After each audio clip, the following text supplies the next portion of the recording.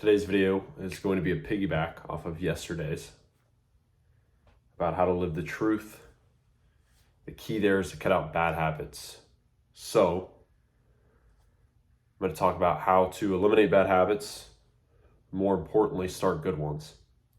Because they go hand in hand. You kill two birds with one stone, which is awesome.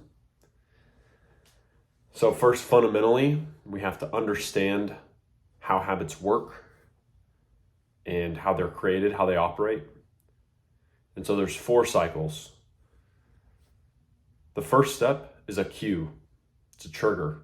Something happens, your brain reminds you, you see something, and it fires that neural pathway. The second is the craving that you get after that cue. Third is the action that you take because of that craving. And then fourth is the reward or the result that you get out of that. So for an example, let's use smoking. Cue, brain says, okay, it's time to smoke. Second, you get that craving. Oh, yep, now I want to go smoke or I want to go vape, whatever it might be. Where's my vape at? Third, you take the action on it. Okay, cool, I'm gonna go find it right now. Oh, here it is. Oh, I got a cigarette, got my lighter. Then fourth is the reward. You get that hit of dopamine, get that satisfaction. You do that enough times, and then a habit is created.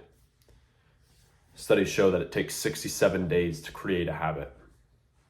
Now, what I want you to understand is that habits are like highways. There's certain neuropathways in our brain, and we just travel along them every single day. And it's hard to create them. What the key is here is to replace them. You use what's already built. So, in order to build a habit, the easiest way to start a good habit is to piggyback it off of a bad one or replace it. Replace a bad one with a good one. Now let's say you want to get fit, you want to work on your health, or maybe you want to meditate. You want to start meditating more. We'll use this example. You want to start meditating more. And you also want to quit smoking. We're going to use this cycle, cue, trigger, action, reward, to eliminate or just change the action that we take. So we're still going to use the same cue, the same craving. We're just going to change the action, and there changes the reward. And then once we do that enough times, the neural pathway has been hijacked, the bad is out and the good is in. So you get the cue, oh, I want to smoke right now. Craving builds up. Now it's time to take action on it. Instead of you going to smoke a cigarette or smoke weed or hit a vape or whatever it might be, you meditate. So whenever I get that sensation and I crave it, the action that I take instead of hitting a vape or smoking a cigarette or whatever it might be, now I meditate instead. So not only do you stop the bad habit of smoking, you start a good one of meditating. How I quit vaping was by doing push-ups. Every time I'd get a craving, I would do push-ups. I had a buddy who would do Wim Hof. Every time I got a craving, he would take in 10 deep breaths with the Wim Hof method. You can do this in any area of your life, any bad habit that you have. Scrolling on social media, same exact thing. And those are 2 very good replacements to use, push-ups or meditation. Another good one is prayer. Every time you get a craving, pray. So there are 2 other things you can do to send your good habits into hyperspeed. One is the environment. Create your environment and manipulate your environment for success rather than failure. Imagine a crackhead, if he lives in a crack house with his crack buddies and he quits smoking crack cold turkey, if he is around his buddies who are actively smoking crack, do you think he's going to stop smoking crack? Probably not. If you are trying to stop vaping and you have a vape on your nightstand or in your pocket, do you think you're going to stop? You could. Is it probable? No. Is it possible? Yes. Why would you make it hard on yourself? If you want to stop eating sugars and processed food, if it's in your fridge, could you say no to that? Yes, you could say no. But why would you not just make it easy on yourself? Throw that shit out. Create an environment for success. If there's bad people around you that make you fall into bad habits, eliminate the people. You can do it respectfully. I don't drink at all. It's not like anything I've battled with. I literally just don't like drinking. But there's ways that even when there is peer pressure, you can respectfully decline. So first off, create an environment for success. If you want to stop scrolling on social media, delete all your social media apps. However, long-term, that doesn't work. That's another topic because you want to be able to utilize social media. So first thing is do a hard stop, cold turkey, eliminate, completely cultivate your environment for success. Then once you've broken the habit, 67 days, then you could download the apps. Now, this is not applicable with quitting smoking. After you've created the habit or you've eliminated that urge, do not go out and buy a vape or buy cigarettes. Just quit. There's no benefit to that. The only exception may be if you wanted to stop smoking and you're at a business meeting and they're smoking cigars. That might be an exception, but don't put yourself back in that scenario. Instagram, social media, those are different. Now, the next one is super important. Literally. That's the whole concept behind it. It's called a keystone habit.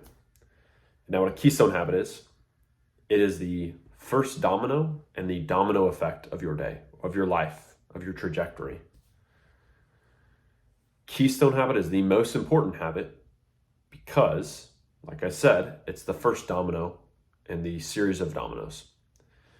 So figure out what a keystone habit is, and that's the one that you're going to want to build first. For me, a keystone habit of mine, a lot of people might think, oh, well, what's the first thing I can do in the day to set the rest of my day up for success? Might be waking up early.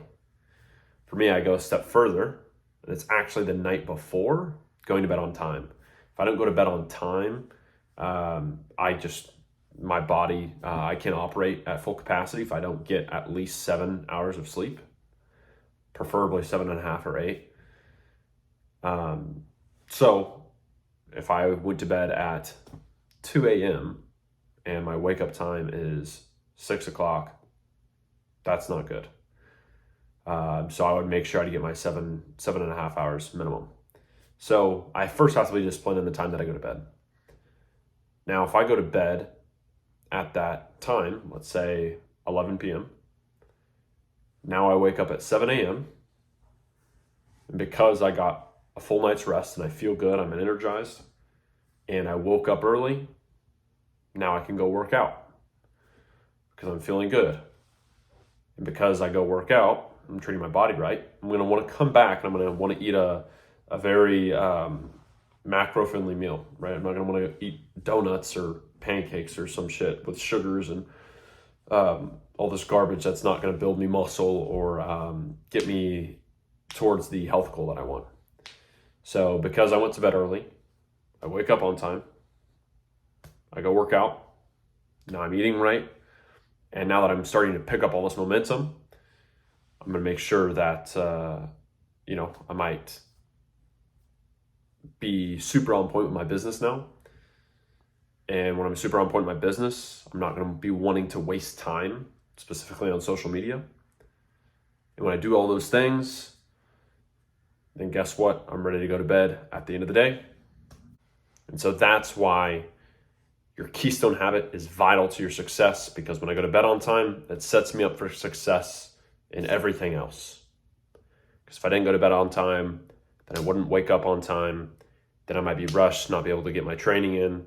And because I didn't get my training in, I might have to do it later in the day. And because I do it later in the day, I don't get to work on my business like I want to. And then I might not be eating right, might be wasting time on social media because I don't have that momentum going forward throughout the day, and it snowballs. So just have it snowball in your favor. So just to recap, habits are neural pathways. Hijack the bad ones that you already have and replace them with good ones. Just change the action. Use the same triggers that you already have. Utilize those cravings and then just change the action and you'll get the desired reward or result.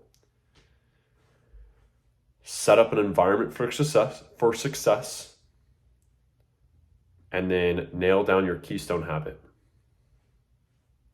If you do those things, you can do whatever you want. Now, the last thing I'll share is do not, I see this all the time,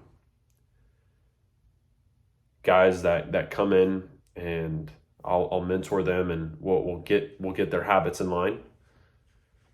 They will try to start 10 different habits at once. This doesn't work because you only have so much willpower. Even if you design your environment for success and you have your keystone habits, there is still an element of willpower. You only have a finite amount of willpower throughout the day. Resets every single day. You only have a finite amount. And it takes a lot to change these habits. Do not start 10 things at once. Do not try and learn a new language. Do not try and lose 10 pounds of fat or start going to the gym in the morning every single day. Going to bed on time, waking up early, drinking a gallon of water, reading books, meditating, starting a new business, allowing time for training, allowing time for your relationships, all this stuff. Just focus on maximum 3 things. Maximum 3 things. And then after 67 days, you can swap them all out. Now you've got these 3 things covered. They don't take as much. I'm not going to say they don't take any more willpower anymore, but it'll probably be a very little amount, right? If you've been going to the gym for 67 days in a row, you probably do not have to pull your ass to the gym after that time. So you've got more willpower allotted and you can delegate it to something else. That's how you eliminate bad habits and create good ones. Take it to the bank.